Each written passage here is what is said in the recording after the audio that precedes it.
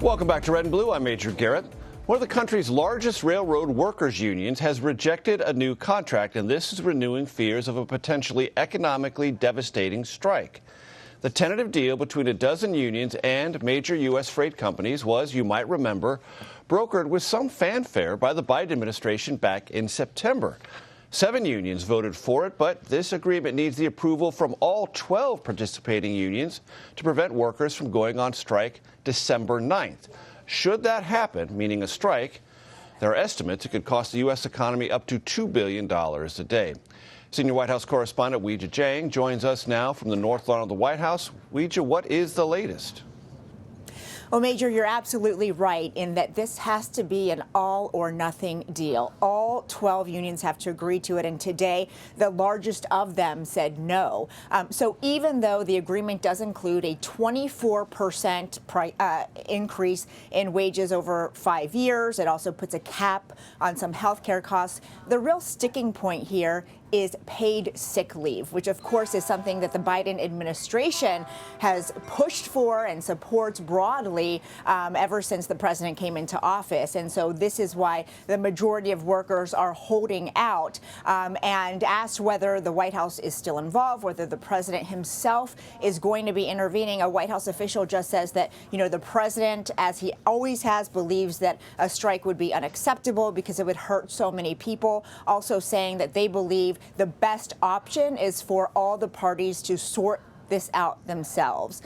So not directly answering how much involvement there is, but certainly this timing is pretty terrible because so many consumers are already dealing with inflation and high prices. And if there is a strike, with 30% of the freight in this country moving by rail, if these goods, if groceries, if other supplies can't get to the shelves, you can imagine what that will do to the prices as well. And so the conversations continue. The president today said that he will be talking about it today, but so far it's unclear if they'll be able to hammer this out before the early December deadline.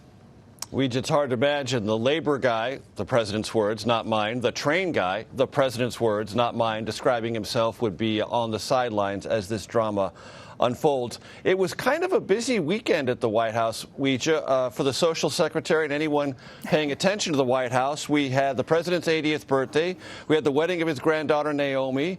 We had the Christmas tree arriving today, the pardoning of the turkeys. What a flurry of activity.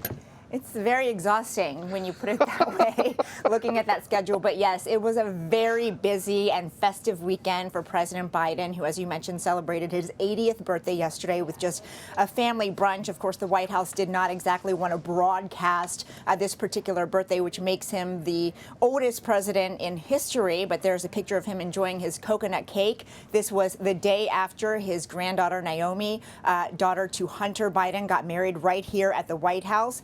And yes, today, even more sweets involving Chocolate and Chip, the two very lucky turkeys who were pardoned by the president. It is a combination of his favorite ice cream flavor.